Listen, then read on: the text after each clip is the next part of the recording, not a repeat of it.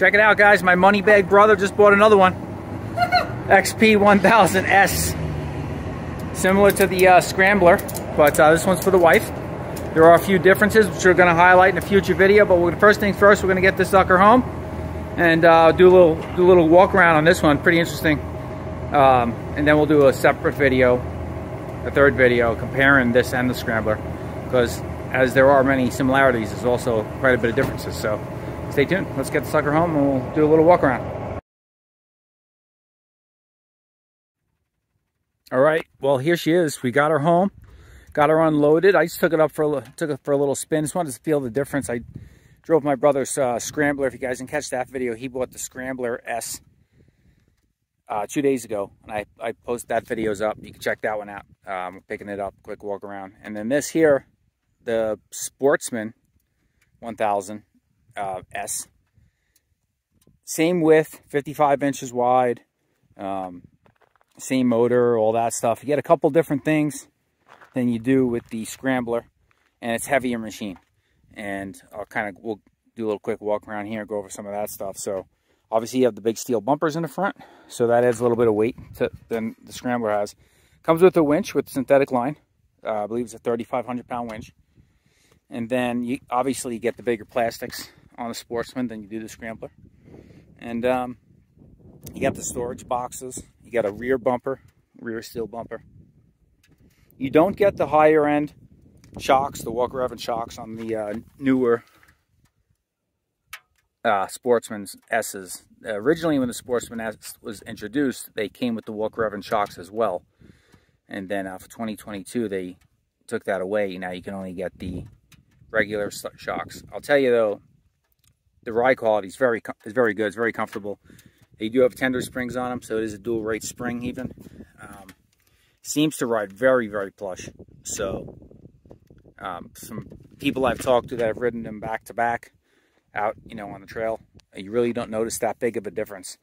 Obviously, you can have some shock fade if you're riding aggressively for a long time, as opposed to the Walker Evans shocks on the Scrambler S. But I mean, for trail riding, this thing is pretty beast. 55 inches wide, super stable. I'll tell you, the power steering on it is like butter. It's super smooth. You can almost turn the handlebars on the pavement with one finger on one hand. That's how much input it gives you. I don't know if that changes at higher speeds, if it's like variable like the Yamaha is. But I tell you, it's really, really nice setup. The headlights are really nice here on this machine. You have all LED projector beams plus the DRLs on the headlights and the third headlight up above. Let me turn them on for you and show you. So lights are all off now, you can see, and then you can see the LED DRLs in the front. Really cool. Even the taillights are really nice LED. It's a lot of high-end stuff. They make it very luxurious, and for the price you're paying, it should be. I mean, it's another, it's the same price as the Scrambler, so it's $17,799, I think, is the, I'm turning the headlights on, is the MSRP on these, plus freight and all that stuff. So they actually had this one. This is a 2022 model, so they had it on clearance. It was $3,000 off. So that's, I mean, it's still expensive, yeah. But $3,000 off, it's hard to find that on these things anywhere. Definitely not, I haven't seen them on the Scramblers at all, if you can find a Scrambler. But happened to find this left over at a local Ride Now Power Sports, believe it or not, in Tucson. And they had $3,000 off, so my brother jumped on it. My sister-in-law had the Outlander 570, and then my brother had that Renegade 1000. They're both gone. And now they have the Scrambler S and the Sportsman 1000 XP 1000S. So really nice machine. One thing that's nice with this, if you want to carry some stuff with you and all that stuff, as opposed to having just metal racks, you have these plastic ones with metal tie down points on them, and then they have all the where you can get the Polaris lock and ride accessories and put them on, and quick release and all that stuff. But they have, the box in the back. It's like a trunk box in the back with the rubber seal. So that should be fairly watertight and dust proof and all that. So it's fairly deep. Keep some decent stuff in there. We just got the owner's manual and all the paperwork in there right now, but it's pretty big. I'm not sure if you can use that as like a cooler. I don't think so. It doesn't have a drain, but so that's pretty neat. And then there's another one in the front. The front one doesn't hold as much because that tray comes out on the inside, and I'll show you. Those are just, so in the front you just got these rubber latches.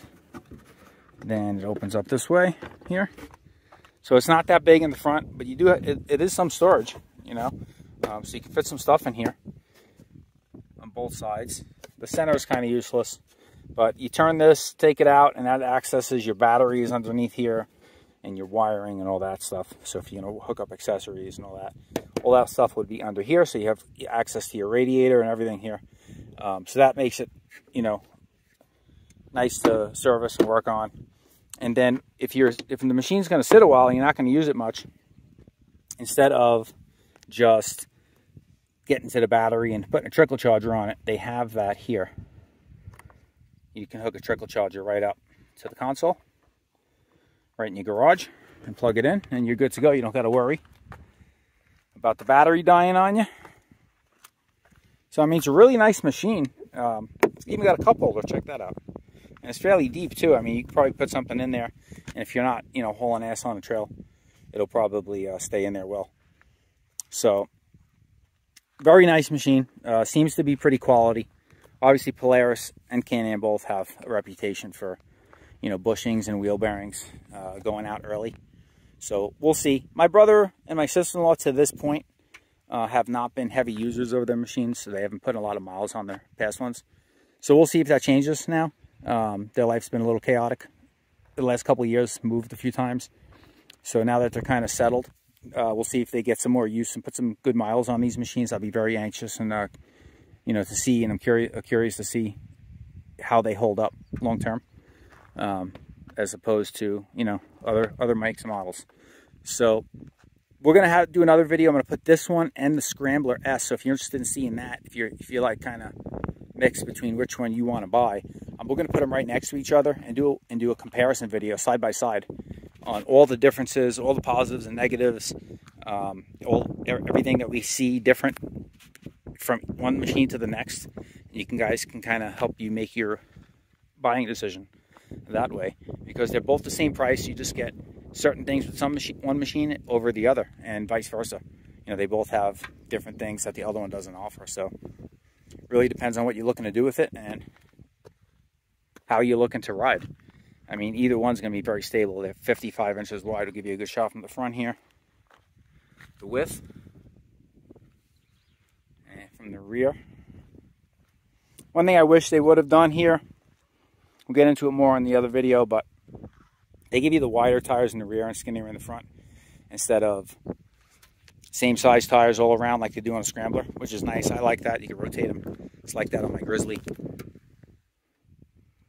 But the width is crazy. Very, very stable machines at 55 inches wide.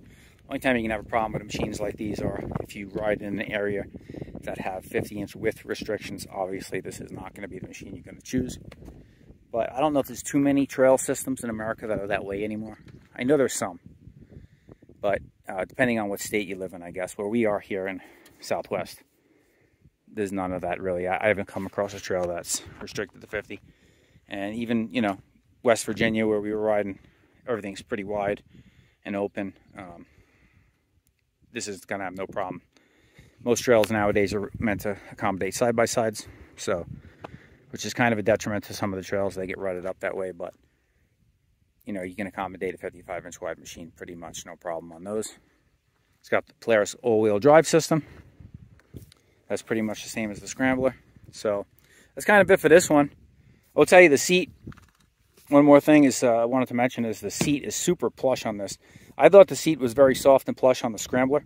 This thing is even more so. It's like I mean, it's like mush. It's literally like sitting on the couch.